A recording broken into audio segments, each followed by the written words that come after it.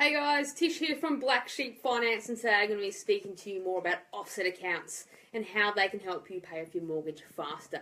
So I've got some walls up in my bathroom, which means I've got more area to draw on, which is very exciting. So I've got some scribbles on the wall, which I'm going to flip around and show you. Alrighty, so stay with me as we go through how offsets work. It can be a bit confusing. If you're not sure, if you've got any questions, just post them below and I'll try and answer them the best I can.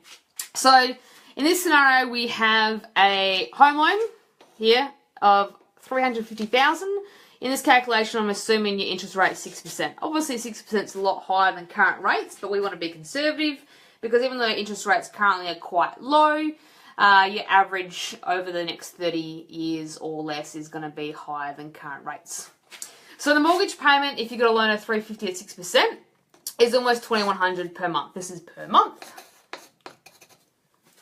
So what an offset does, an offset is an account. It's a normal account that you can take money out of, put money in of. It's like a normal transaction account, but it doesn't earn interest.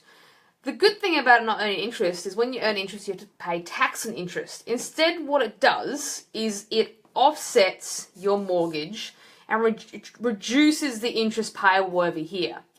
So I'm just going to walk you through this scenario. A lot of people don't actually understand how these things magically work because it involves amortization, which I'll try and explain as simply as I can. So let's just assume you've got 20 grand in this offset account for 30 years. Obviously, that has to remain in there for the full 30 years. In this scenario, you will save over $86,000 and shave 3 years and 5 months off your loan term. And that's just by having this facility. So if you do have a savings account, you're paying interest on those savings. Why not put it into an offset?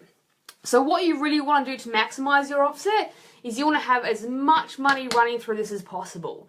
So if you've got two people with incomes and you have wages, your salary should be going into this account. Everything should be going to this account.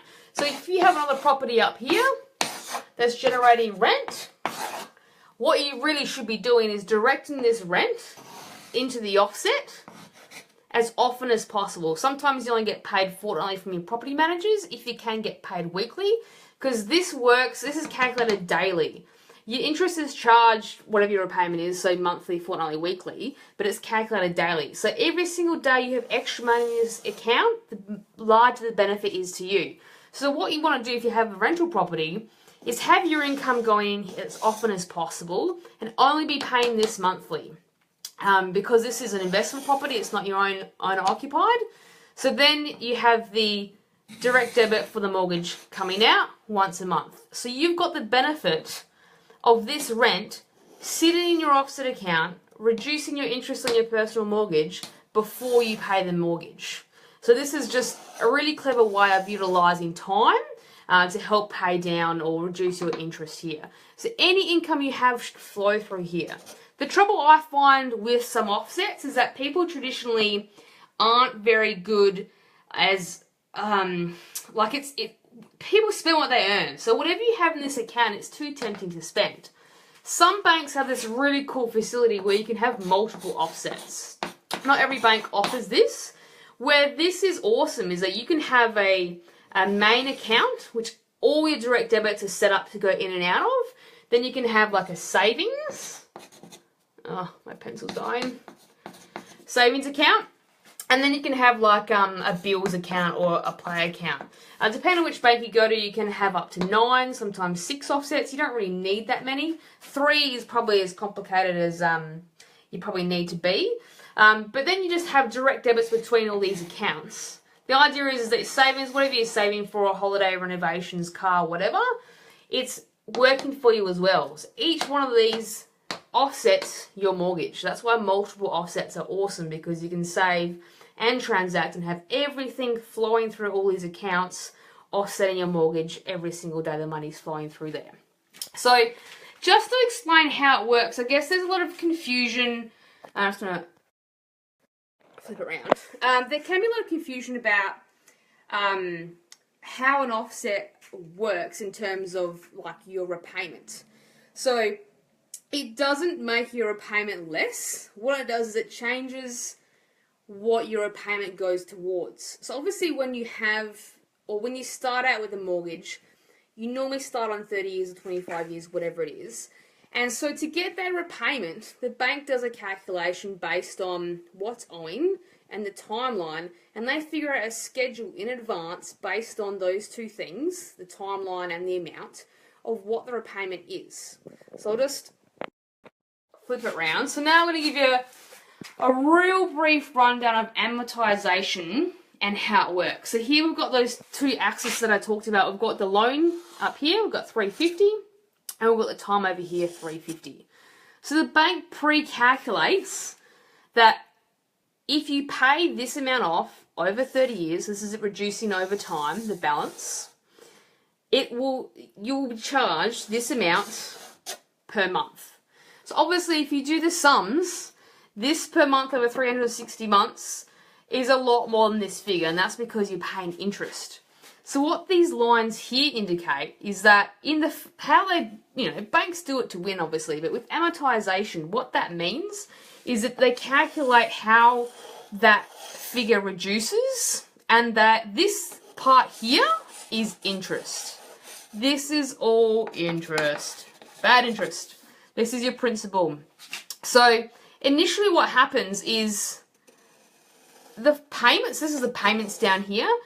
Your first year, you are paying mostly interest. So most of your repayments don't actually reduce your balance.